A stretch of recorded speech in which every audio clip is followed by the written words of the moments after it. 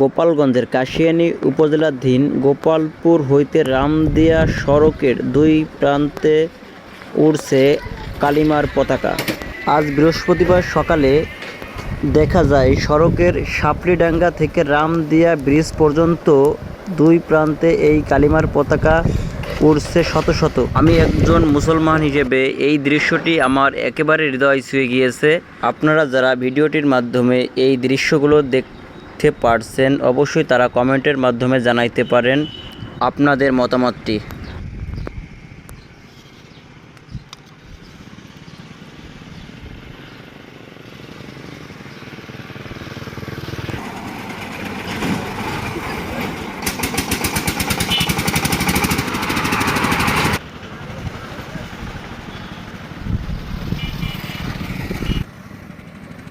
আপনার পরিবারের যে কোনো ধরনের নিত্য প্রয়োজনীয় ক্রোকারিজ ও ইলেকট্রনিক্স মালের জন্য যোগাযোগ করুন স্ক্রিনে দেওয়া নাম্বারে।